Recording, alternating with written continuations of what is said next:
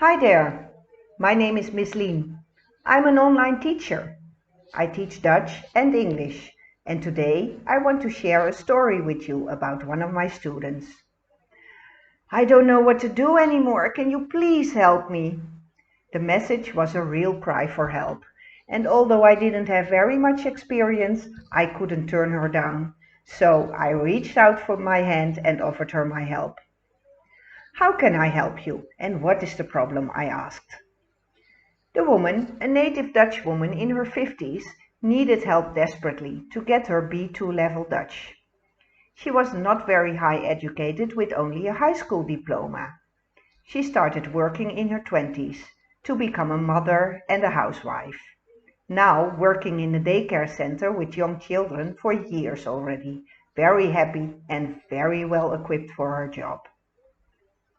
However, the Dutch government has changed some regulations, stating that each and every person working in schools, kindergartens, daycare centers and so on need to have minimum of B2 level Dutch. This is equivalent to bachelor level.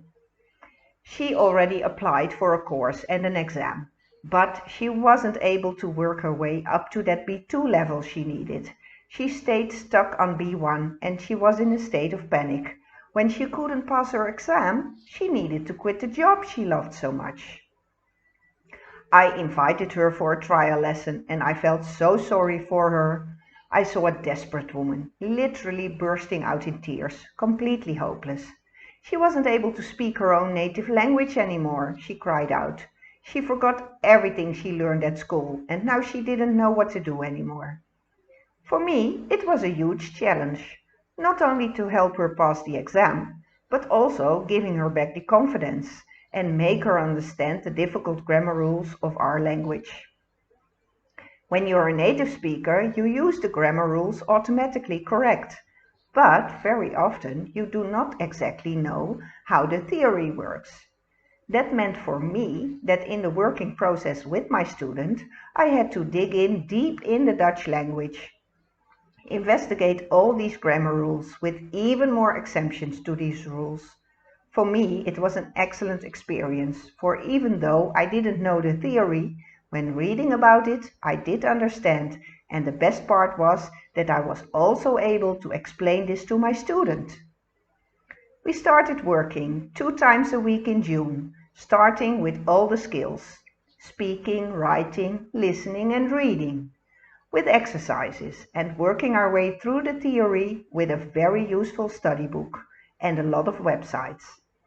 After we finished the book, we started to practice the exams, and I also worked with her as a coach to train her in speaking with confidence, practicing debating and speeches.